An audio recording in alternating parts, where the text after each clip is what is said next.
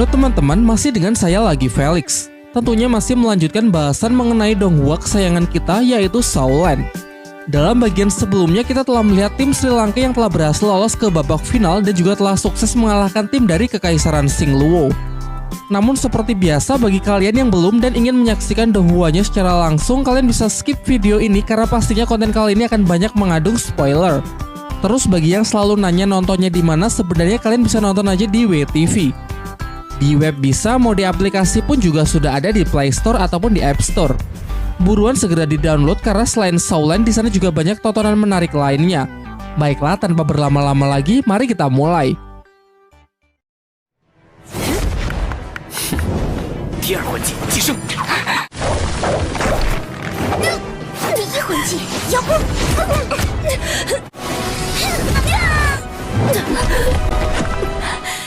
Pasca pertempuran yang cukup menegangkan melawan Akademi Kekaisaran Singluwo, tim Sri Lanka bergegas kembali ke perkemahan. Di perjalanan mereka sempat berpapasan dengan ketua dan wakil ketua tim utama dari Akademi Kekaisaran Tiando, yakni Yu Tianheng dan Du Guyan. Tianheng memulai percakapan dengan memuji kemampuan dari tim Sri Lanka yang sudah semakin kuat semenjak pertarungan mereka dulu. Kemudian ia meminta kepada Tangsan untuk menyaksikan pertarungan timnya besok melawan tim dari Balai Roh Pelindung. Meskipun menurut Tianheng pada akhirnya mereka tetap akan kalah, namun timnya ingin berusaha membuat tim Balai Roh Pelindung mengeluarkan seluruh kekuatannya. Tangsan mengatakan kalau tidak ada yang tahu sebelum mencoba. Jika dari awal Tianheng sudah tidak memiliki keyakinan akan menang, maka tim Tiando tidak layak bersaing dengan tim Sri Lanka. Pasca pertarungan terakhir, Oishiki dan Mang Ho Junla yang terluka cukup parah. Tetapi menurut Guru Xingming tidak perlu cemas karena mereka berdua akan segera pulih setelah istirahat 1 malam. Pada malam harinya, Dai Mubei mengajak Tangsan bicara mengenai identitas dirinya yang sebenarnya adalah pangeran ketiga dari kerajaan Singluwo. Dan Dai Weixi yang mereka lawan hari ini adalah kakaknya yang merupakan pangeran pertama. Di sini Tangsan mempertanyakan mengapa persaingan antar pangeran Kekaisaran Singluwo harus saling membunuh. Menurutnya hal itu tidak masuk akal karena bisa merusak hubungan keluarga dan persaudaraan. Dai Mubei kemudian menjelaskan bahwa sebenarnya bukan literally dibunuh, melainkan akan diasingkan di perbatasan, tidak diperbolehkan mengembangkan kekuatannya dan dilarang ikut campur dalam urusan kekaisaran. Meski terlihat kejam, namun tradisi ini sudah berlangsung selama berabad-abad dengan tujuan untuk selalu melahirkan sosok pemimpin yang sangatlah kuat. Ia lalu juga menjelaskan bahwa Kekaisaran Singluwo memiliki kekuasaan yang sebenarnya jauh lebih luas ketimbang Kekaisaran Tiando, dan Balai Roh Pelindunglah yang menjadi pihak penengah dari dua kekaisaran tersebut. Karena jika sampai perang pecah dan Kekaisaran Singluwo berhasil mengambil alih kekuasaan atas Tiando, maka kekuatan tempurnya akan menjadi jauh lebih kuat, yang dikhawatirkan bisa dengan mudah mengalahkan Balai Roh Pelindung itu sendiri, sehingga dengan alasan itulah pihak mereka terus menjaga kestabilan tersebut. Dai Mubei sudah memutuskan bahwa ia dan Su Ying akan kembali ke kerajaan Singluwo setelah turnamen berakhir, mengingat ia sudah berhasil menandingi kakaknya. Ia kemudian menawarkan kepada Tangsan untuk ikut dengannya, karena Kekaisaran Singluwo akan menjadi tempat yang sangat aman. Kekuatannya lebih besar dari Kekaisaran Tiando dan bahkan Balai Roh Pelindung pun tak akan berani macam-macam.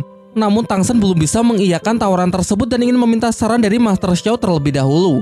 Mubei pun tak akan memaksa, tetapi jika ingin ikut dengannya, ia bersedia menyediakan tempat berlatih terbaik kepada Tangsan agar bisa terus mengembangkan potensinya.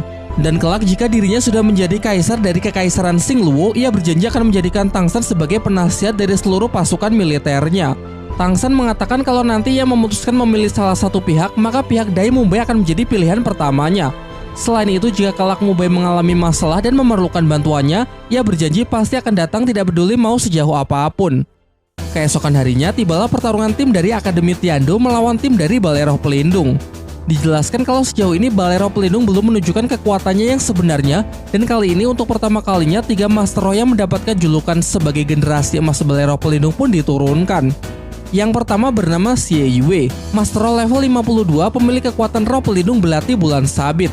Yang kedua bernama Hu Lena, Master Roh level 53 pemilik kekuatan roh pelindung rubah iblis.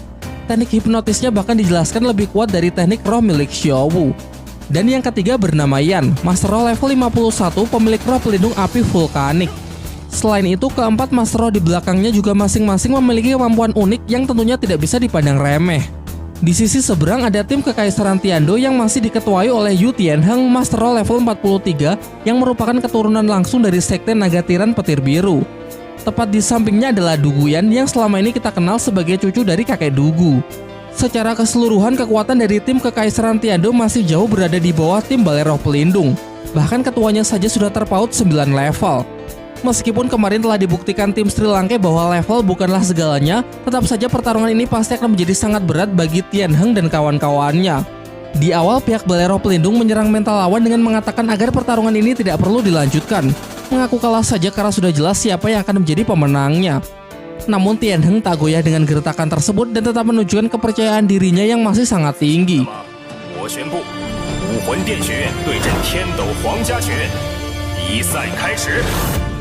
Langkah pertama, Hulena maju menyerang dengan mengeluarkan skill hipnotisnya.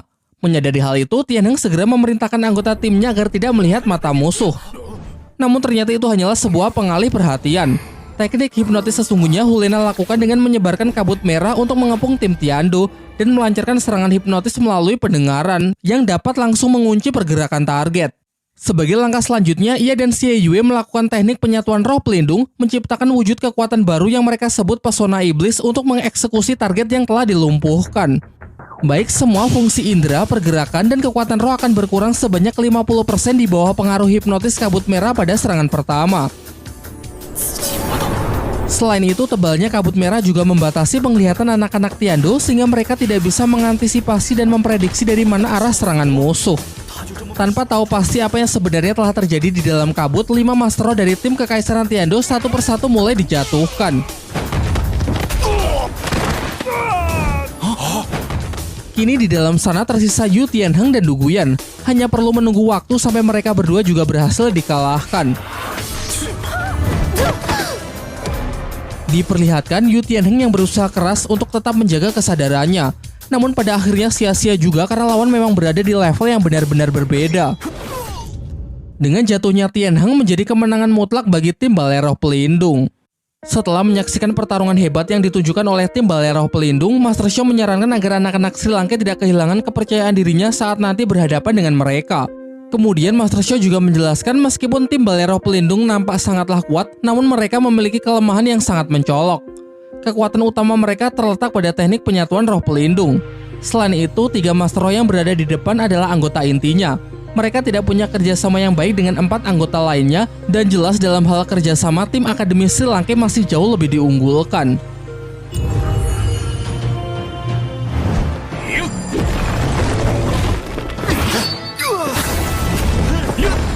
Pertarungan demi pertarungan telah berlalu meskipun scene lengkap pertarungannya tidak diperlihatkan.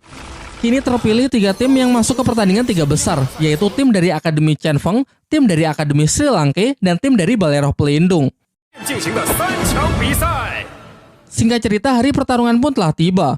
Arena yang dipilih berbeda dari arena babak sebelumnya, dan kali ini dalam upacara pembukaannya, Bibidong sang pemimpin suci Balai Roh Pelindung memberikan sambutannya. Semua peserta berlutut untuk memberikan hormat. Namun Tangsan enggan melakukannya karena selama ini ia hanya akan memberikan penghormatannya kepada guru dan juga ayahnya saja. Bibidong kemudian menatap Tangsan dengan pandangan intimidatif. Sehingga untuk mengantisipasi hal itu, Tangsan segera mengaktifkan mata iblis ungunya.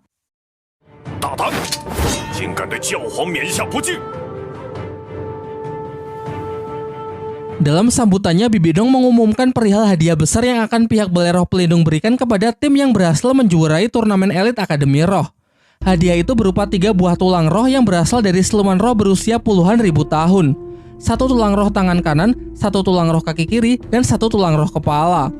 Tulang roh kepala memiliki kekuatan spiritual dan kebijaksanaan, yang mana dahulu tulang roh tersebut dimiliki oleh mendiang pemimpin suci terdahulu.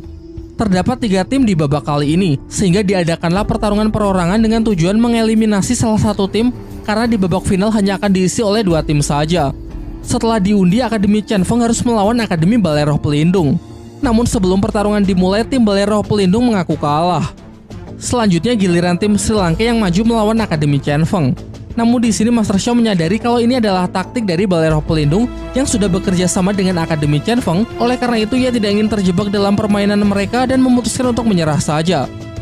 Terakhir Balai Roh Pelindung harus kembali bertarung melawan Akademi Chen Feng.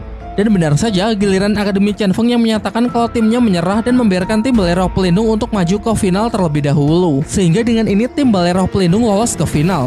Sementara Akademi Chen Feng akan bertarung melawan Akademi Sri Lanka untuk memperebutkan kuota final yang satu lagi.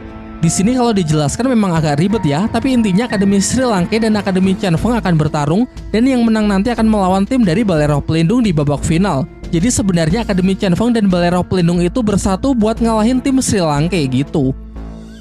Kita langsung lompat ke hari berikutnya. Kedua tim maju untuk memulai pertarungan memperebutkan kuota untuk masuk ke final melawan tim Balai Roh Pelindung. Terlihat Wu yang menjelaskan bahwa sebenarnya tujuannya bekerja sama dengan Balai Roh Pelindung adalah agar ia bisa diberikan kesempatan untuk kembali bertarung melawan Tang San. Meskipun terlihat kalau Tang San tidak terlalu menggubrisnya. Di atas arena kedua tim pun sudah siap dengan formasi masing-masing. Tim Akademi Chen Feng menjadikan Feng Xiaotian sebagai ujung tombaknya.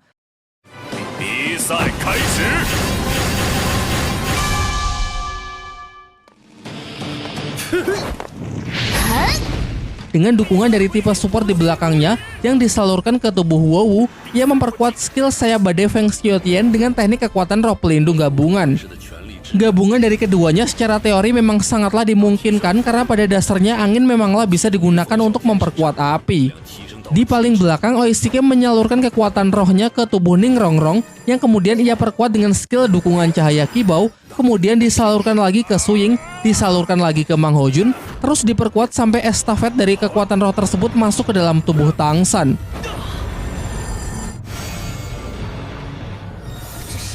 Dan inilah teknik penyatuan kekuatan roh 7 orang. Semua yang hadir pun benar-benar dibuat tercengang, karena biasanya teknik penyatuan kekuatan roh hanya bisa dilakukan oleh orang yang memiliki teknik dan jenis roh pelindung yang mirip. Teknik yang sama pernah ditujukan oleh anak-anak dari Akademi Changhui dulu di babak penyisihan, dan memang benar mereka memiliki jenis roh pelindung yang sama sehingga bisa menyatukan energi untuk memperkuat skill rohnya. Namun ketujuh monster Sri Lanka ini ternyata sanggup melakukannya, padahal jelas-jelas setiap anggotanya memiliki jenis roh pelindung dan teknik yang berbeda-beda. Tentu saja di balik kejeniusan dari teknik ini ada Master Xiao yang memang memiliki teori dan pengetahuan yang luar biasa mengenai dunia roh. Setelah cukup menyerap kekuatan roh dari teman-temannya, Tang San langsung merapalkan teknik untuk memanggil roh pelindung terkuatnya, yakni Palu Hao Tian. Sementara itu, Feng Xiaotian melihat kalau inti dari teknik Sri Lanka berada pada Ning Rongrong. Menurutnya, asalkan ia bisa menjatuhkannya, pasti teknik ini akan hancur. Tanpa rasa ragu, ia pun bergegas menggunakan teknik badai iblis 36 sayatan tanpa henti untuk memulai serangan. Teknik yang sama dengan teknik yang membuat Tang San benar-benar kesulitan di babak kemarin. Ia maju dengan kecepatan tinggi, berencana mengambil kesempatan sebelum kekuatan Tang San mencapai puncaknya. Menanggapi hal itu, Tang San segera mengaktifkan teknik mata iblis ungu, yang mana salah satu kemampuannya adalah mampu melihat pergerakan secepat apapun. Dan setelah menunggu timing yang tepat, ia melompat ke arah Feng Xiaotian untuk menghantamnya menggunakan Palu Hao Tian. Serangan itu Tang San arahkan ke sayap untuk meminimalisir cedera fatal yang mungkin bisa diterima oleh Feng Xiaotian. Namun meski begitu, serangan tersebut begitu kuat sampai-sampai membuat target terlempar jauh dan tak sanggup untuk bangkit lagi. Memang benar bahwa di pertarungan sebelumnya teknik ini benar-benar menyulitkan Tang San dan memaksanya untuk bertarung dalam waktu yang cukup lama. Namun siapa sangka sekarang ia bisa mengalahkannya hanya dengan sekali serang saja. Pada dasarnya sama-sama menggunakan teknik penyatuan, tetapi jelas terlihat perbedaannya karena di pihak Tang San ada 6 orang yang memberikan dukungan. Sementara Feng Xiaotian hanya mendapatkan dukungan dari 3 orang saja. Gap kekuatannya terlalu besar. Selain itu, kesalahan terbesar dari Feng Xiaotian adalah menggunakan teknik yang sama saat berhadapan dengan Tang San dulu. Tentunya semenjak pertarungan terakhir mereka dulu, Tang San sudah jauh meneliti mengenai teknik 36 sayatan tanpa henti milik Feng Xiaotian tersebut. Ia merumuskan sebuah teori bahwa teknik tersebut memiliki kelemahan yang sama dengan teknik palu acak miliknya, yaitu selama teknik tersebut bisa diganggu di awal, maka kekuatannya tidak akan bisa dikerahkan. Mengandalkan penglihatan unik miliknya, sedari awal Tang San sudah menangkap pergerakan dari Feng Xiaotian. Dan ketika Feng Xiaotian masih menambahkan kecepatan, merupakan waktu yang tepat untuk mengganggunya sebelum mencapai kekuatan puncak. Namun kini Master Xiao merasa kalau situasi Tang San menjadi lebih berbahaya karena Palu Hao Tian telah diperlihatkan terlalu banyak, yang mana hal ini membuat hasrat Balai Roh Pelindung untuk membunuhnya pasti akan menjadi lebih kuat. Ketika menyaksikan Feng Xiaotian yang telah dikalahkan hanya dengan 1 serangan saja, membuat Wu sangat kesal. Bersama anggota yang masih tersisa, ia segera merapalkan teknik untuk melakukan serangan balasan. Di waktu itu juga Tang San bergegas menarik kembali Palu Hao Tian yang wujudnya sekarang lebih besar dari tubuhnya sendiri. Dan bukannya surut, kekuatan dari Palu Hao Tian justru semakin menggila. Seakan Tang San akan bersatu dengan roh pelindungnya tersebut. Perlu diketahui bahwa teknik ini merupakan teknik perwujudan roh pelindung yang harusnya hanya bisa dilakukan oleh Master Roh yang telah mencapai level 70 ke atas. Dengan kekuatan yang didapat dari keenam temannya ditambah lagi peningkatan dari skill support cahaya Kibouning Rongrong, Guru Liu Erlong mengatakan kalau kekuatan Tangsan sekarang pasti sudah setara dengan Master Roh level 70. Tidak ingin menunggu sampai Tangsan benar-benar mencapai kekuatan puncaknya, Wu Shuang bersama anggota lainnya yang belum ingin menyerah segera maju untuk mengganggu Tangsan. Tetapi sayangnya mereka terlambat. Ledakan dari energi yang Tangsan kumpulkan lebih dari cukup untuk menjatuhkan seluruh anggota tim dari Akademi Chen Feng.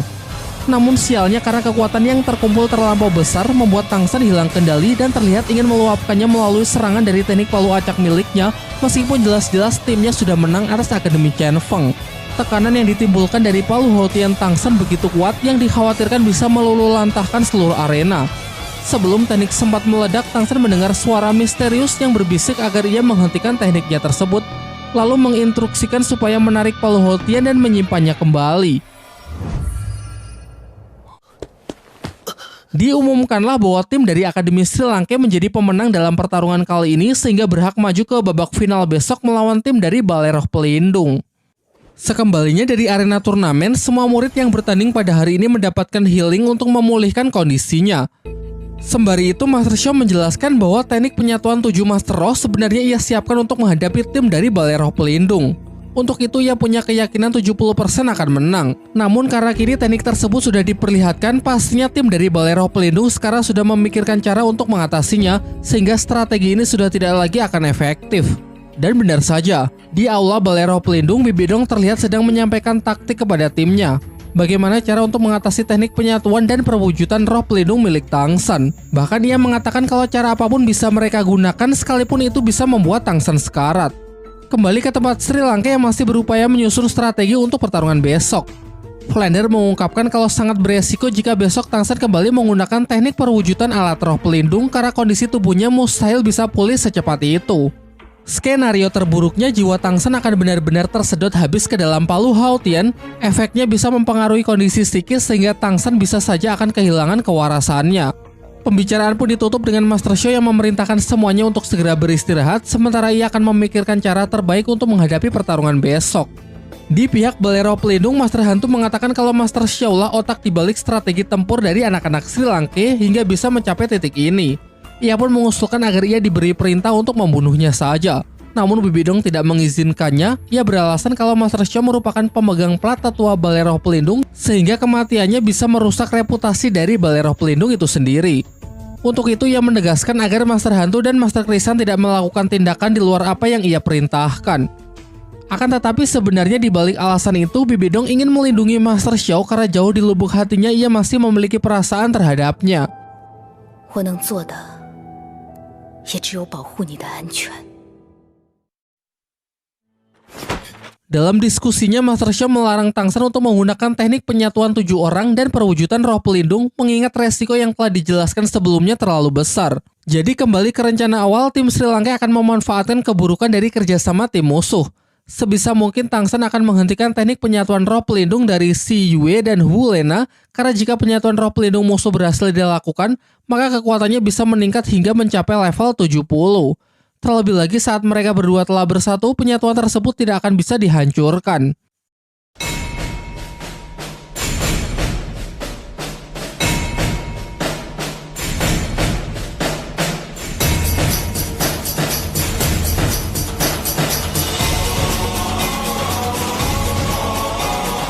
Dalam perjalanan menuju arena babak final, tim Sri Lanka berpapasan dengan tim lain yang sudah lebih dulu gugur dari turnamen. Mereka semua kagum dengan tekad Tangsan yang sudah sampai di titik ini.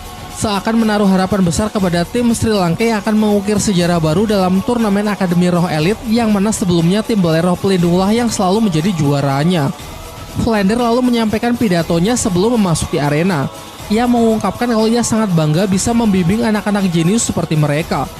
Kini setelah pertarungan ini baik menang maupun kalah, semua murid akan dinyatakan lulus dari Akademi Sri Lanka, sehingga setelah itu mereka harus mulai mengambil jalannya masing-masing.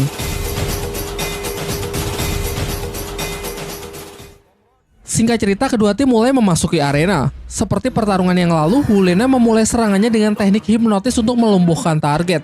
Akan tetapi Tangsan pastinya sudah mengantisipasi hal tersebut. Ia menyadari kalau teknik hipnotis Hu Lena disalurkan melalui penglihatan dan pendengaran. Selanjutnya ia memberikan perintah kepada Xiaowu yang juga menguasai teknik hipnotis untuk mematahkan teknik hipnotis musuh. Terbilang cara yang cerdik untuk melawan hipnotis dengan hipnotis. Meskipun gagal melancarkan serangan hipnotisnya, Hulena masih mempunyai teknik kabut merah untuk membatasi pergerakan dari tim Sri Lanka. Kesempatan itu ia gunakan untuk melakukan penyatuan roh pelindung dengan Su Yue. Ditambah dengan adanya dukungan dari tipe support di belakangnya, membuat mereka berdua dengan segera bisa langsung bersatu dan siap menyelesaikan pertarungan dengan cepat seperti apa yang mereka lakukan kepada tim dari Akademi Tiando. Sementara itu, Tang San mulai mengingat perkataan dari Tian Heng. Meskipun Tian Heng tahu kalau timnya tidak akan bisa menang, ia tetap mengambil resiko bertarung dengan tujuan supaya tim Balai Roh Pelindung bisa segera menunjukkan teknik pamungkasnya tersebut, membukakan jalan kepada tim Sri Lanka untuk bisa mengcounternya.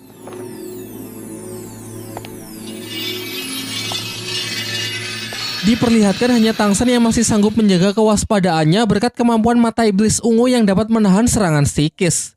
Sementara teman-temannya yang sudah mulai merasakan efek dari kabut asap yang mengekang fungsi indera, membatasi pergerakan dan menurunkan kemampuan roh mereka hingga 50%.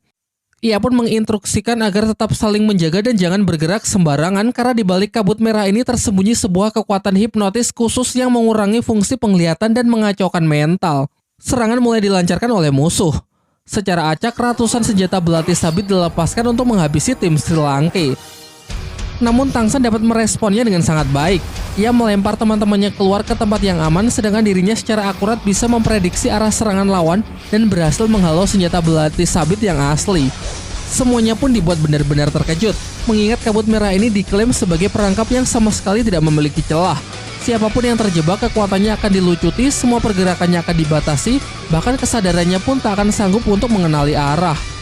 Hal ini sekali lagi membuktikan betapa kuatnya penangkal psikis yang dimiliki oleh Tang San. Tentunya ini di luar dugaan dari tim Balai Roh Pelindung. Kesempatan inilah yang Tang San tunggu untuk bisa membalikkan keadaan.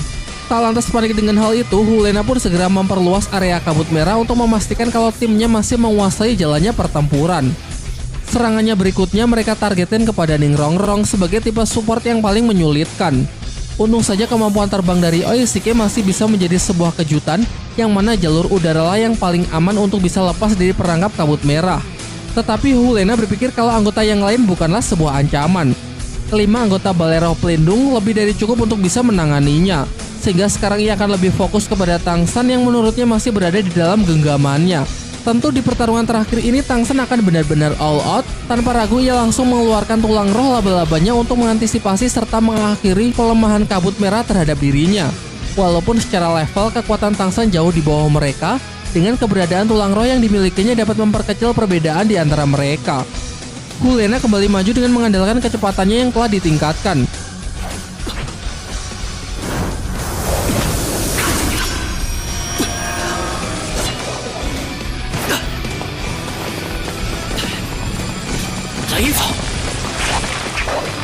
Rumput biru perak bisa dihancurkan dengan sangat mudah.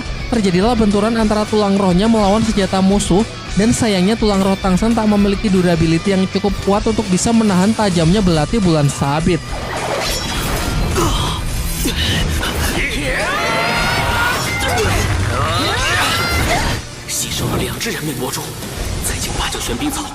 Di waktu yang bersamaan, Dai Mumbe sedang gencar-gencarnya berhadapan dengan Master Roh tipe elemen api dari tim Balai Roh Pelindung.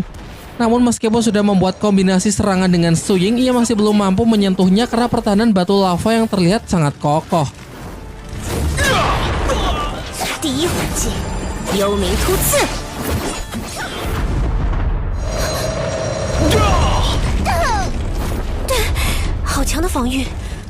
Sementara tim Sri Lanka yang lain berhadapan dengan Master Roh yang memiliki skill serangan jarak jauh yang sangat kuat, namun masih belum cukup kuat untuk menembus perisai pelindung emas milik Xiaowu.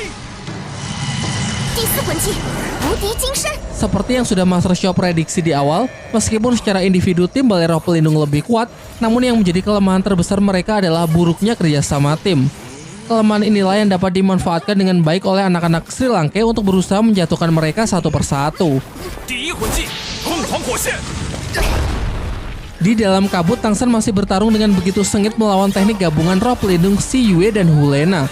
Ia mampu mengombinasikan gerakan tulang roh 8 kaki laba-laba dengan teknik langkah hantu untuk mengimbangi kecepatan musuh. Salah satu serangan yang Tang San hindari ternyata menarget Daimuba yang tengah sibuk bertarung. Meski dapat menghindar, ia lengah sehingga membuatnya terjebak di dalam perangkap lava.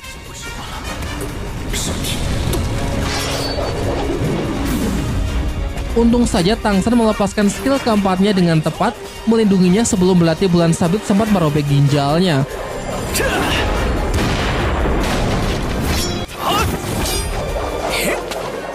Sayangnya skill keempat Tang San terlalu banyak mengkonsumsi kekuatan rohnya, memberikan angin segar kepada Hu Lena untuk segera menghabisinya.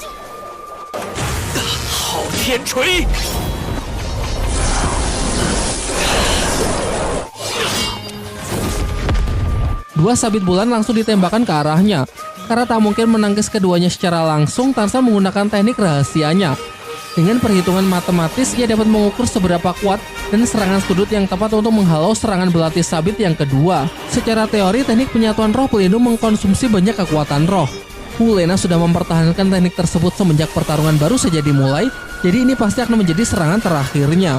Bentrokan yang begitu dahsyat mematahkan satu persatu tulang roh kaki laba-laba milik Tang San. Tepat setelah semuanya patah, ia menghantam lawan dengan palu Hao Tian, memisahkan teknik penyatuan roh Si Yue dan Hu Lena yang memang sudah mencapai batasnya. Namun karena hal itu kondisi Tang San juga tak lebih baik. Dengan patahnya seluruh tulang roh menyisakan luka yang sangat parah. Sementara Si Yue dan Hu Lena meski kehabisan kekuatan roh namun masih sanggup berdiri. Jadi apakah ini pertanda kekalahan Tang San? Oh, tentunya tidak semudah itu. Dari sinilah Tang San menunjukkan kemampuan yang sesungguhnya, yaitu serangan senjata rahasia dari Sekte Tang. Namun karena aturan yang melarang penggunaan senjata selain roh pelindung, ia memanfaatkan pecahan tulang roh untuk melepaskan tekniknya tersebut.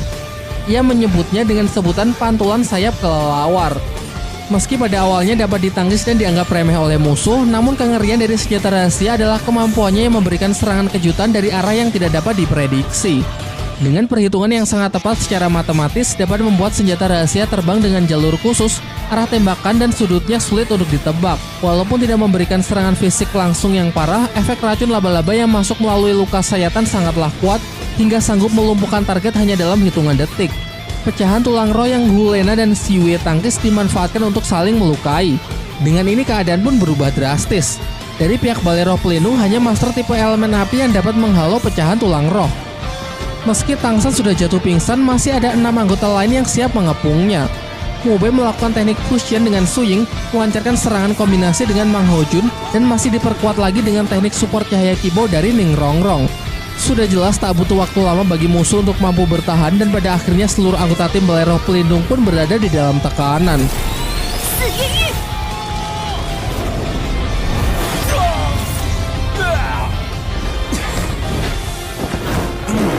Kakek Dugu memperingatkan Bibi Dong mengenai racun Tang San yang sangat unik. Selain Tang San sendiri, di dunia ini tidak ada orang yang sanggup membuat penawarnya. Dengan sedikit nada menyindir, ia mengatakan jika pertarungan tidak segera dihentikan, pihak Balai Roh Pelindung dikhawatirkan akan kehilangan generasi emas mereka.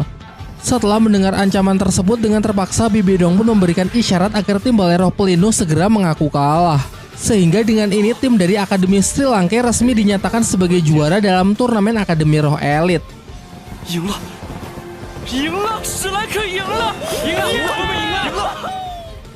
Setelah mendengar pernyataan tersebut, Ning Fengxi menggunakan skill healing supernya untuk memulihkan semua orang yang terluka.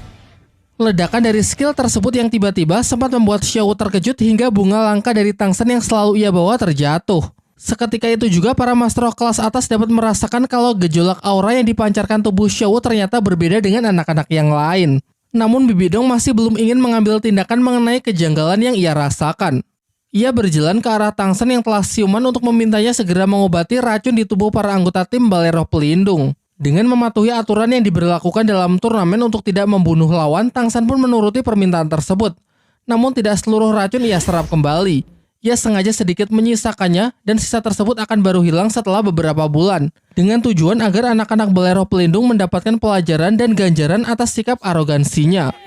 Ketika berjalan ke arah teman-temannya, Tang San mulai merasakan kejanggalan, yang mana ia merasa kalau semua tatapan kuat di tempat ini sepertinya tertuju kepada Xiao Wu. Acara berikutnya adalah penyerahan hadiah dan penghargaan untuk tim Akademi Sri Lanka yang telah menjadi juara baru dalam turnamen Akademi Roh Elit tahun ini.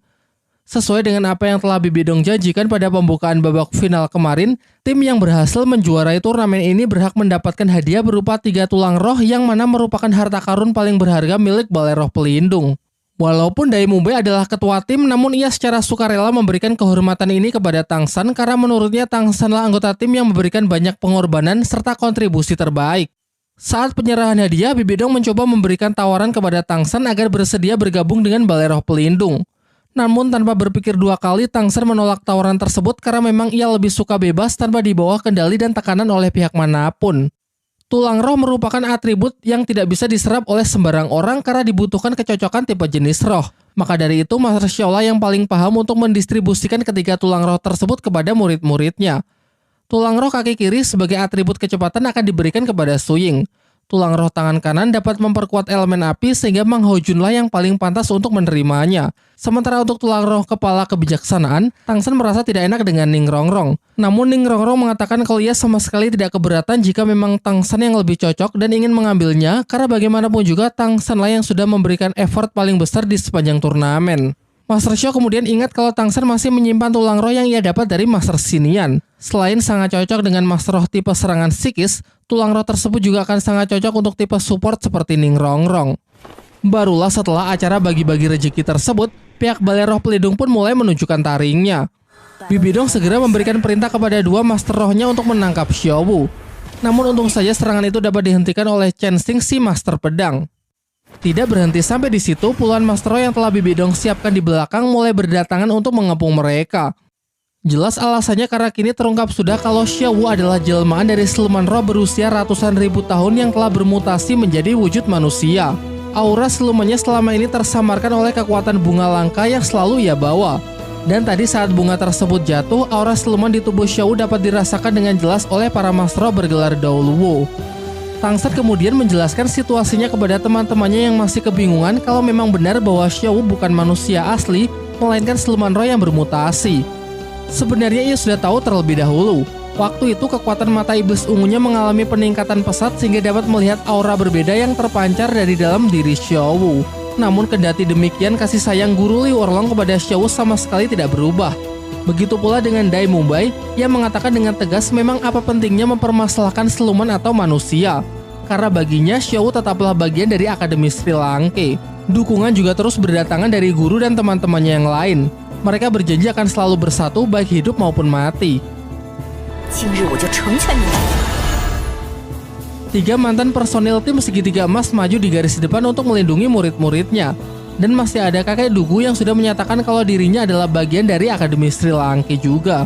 Tentunya sebagai pemimpin suci dari Balai Roh Pelindung, kekuatan dari Bibi Dong benar-benar tidak terbayangkan. Dengan tekanan yang ia lepaskan dari cincin roh merah berusia ratusan ribu tahun cukup untuk membatasi pergerakan dari kakek Dugu dan segitiga emas yang bahkan telah menggunakan teknik penyatuan kekuatan roh pelindung.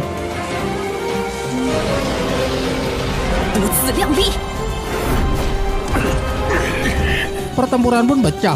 Kakek Dugu bertarung sengit melawan Master Krisan, sementara Master Hantu diserahkan kepada Chen Xing dan mencegahnya agar mereka berdua tidak bersatu.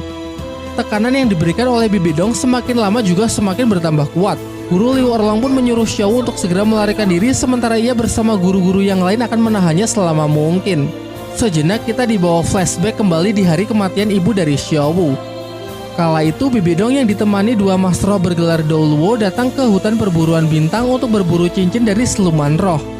Ironisnya mereka berhasil menemukan Xiao Wu yang sedang bersama ibunya. Sadar bahwa ia tak akan bisa menahannya lebih lama lagi, sang ibu menyuruh Xiao Wu untuk segera melarikan diri sejauh mungkin. Xiao Wu kecil yang ketakutan berlari masuk ke dalam hutan, meninggalkan sang ibu yang berjuang sekuat tenaga untuk memberikan perlawanan. Hingga pada akhirnya tak butuh waktu lama, Bibi Dong pun berhasil membunuhnya dan mendapatkan cincin roh merah berusia ratusan ribu tahun.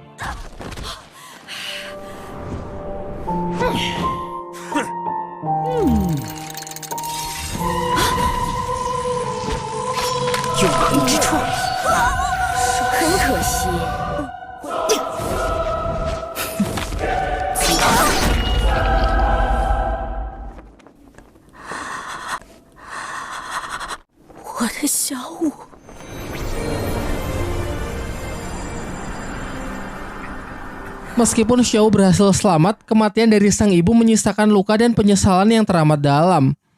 Kini Xiaowu ingin menebus penyesalannya waktu itu. Ia enggan untuk melarikan diri lagi dan lebih memilih untuk mengorbankan dirinya sehingga guru dan teman-temannya bisa selamat.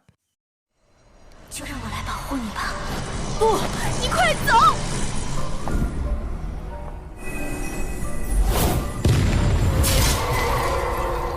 Ia berencana menggunakan teknik bunuh diri seperti yang dulu pernah dilakukan oleh Ibu Tangsan. Menyadari hal itu, Master Kristen bersama Master Hantu segera bertindak cepat untuk berusaha menghentikannya. Seketika itu juga Tangsan yang tak kuasa menahan dirinya lagi mengeluarkan palu Haotian lalu bergegas masuk ke dalam pertempuran demi melindungi Xiaowu. Akan tetapi di detik-detik terakhir sebelum kekuatan mereka bertumbukan, sebuah palu Haotian lain yang diselimuti kekuatan roh berwarna merah muncul untuk memisahkan kedua belah pihak. Langit dan bumi pun seraya bergetar ketika Tang Hou mengangkat palu Haotian, yaitu bersiap merilis teknik perwujudan roh pelindung dalam skala yang jauh lebih besar. Bibi Dong bersama dua bawahannya maju untuk berusaha menahannya. 教皇殿前，教皇殿。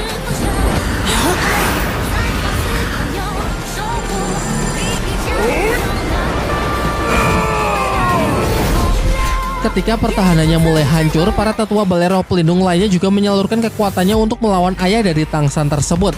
Namun upaya mereka tak lantas bisa menandingi kekuatan Tang Hou dan justru membuat Tang Hou semakin murka.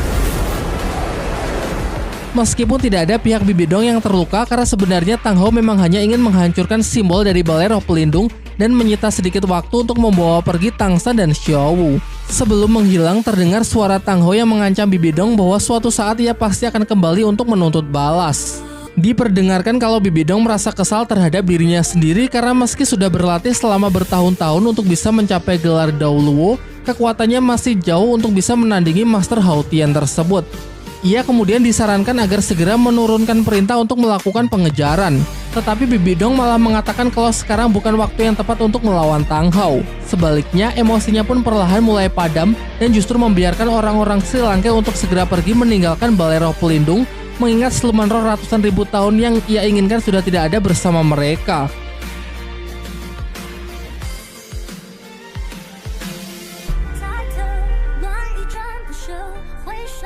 你在我左右几分？